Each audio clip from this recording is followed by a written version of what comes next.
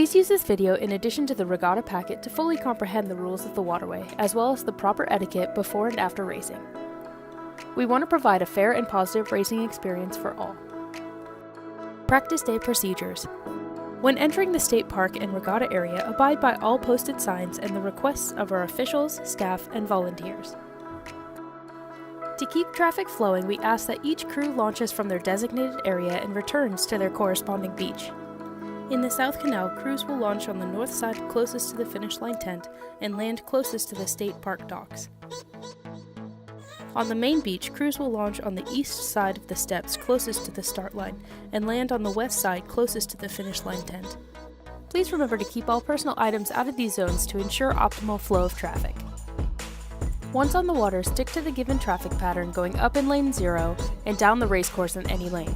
Please stay within the warm-up area as there are hazards past this point. Any boat that rows past the warm-up area are doing so at their own risk. Do not cut onto the course from lane 0 at any point.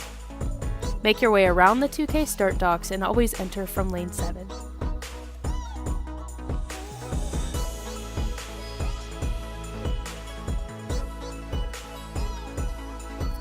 Race day procedures. Coxswain lightweight and boat weigh-ins will take place in the back parking lot underneath their designated tents. Lightweight shall be determined once each day, no less than 1 hour and no more than 2 hours before the scheduled time of the first race in which the weight is relevant. The same 2-hour, 1-hour rule applies to coxswains. Coxswains must weigh in their race uniforms and are responsible for bringing their own weight. On race day, the traffic pattern stays the same with a cool-down opportunity on the north side of the racecourse. Please respect all referees and regatta staff. After loading from lane 7 and locking onto the start docks, use sculling techniques to adjust your point. Our color-coded buoy system lets you know where you are on the course. The first 100 meters is red for the braking zone, then it alternates yellow and green every 250 with the last 250 in all red.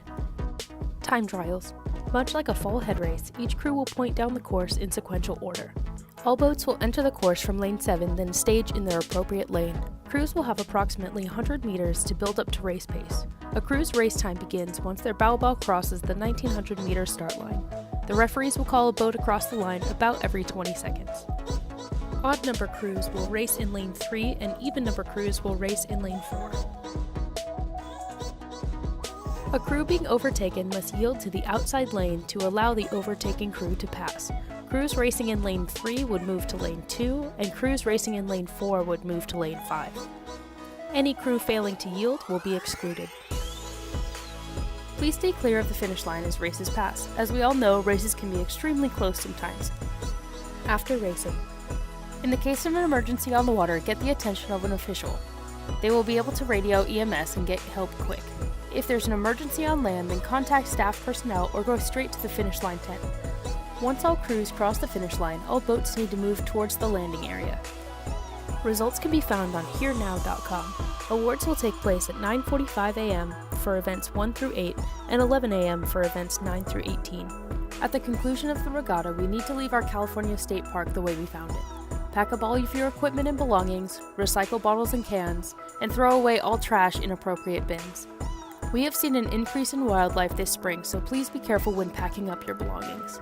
Thanks for watching, and have a great race.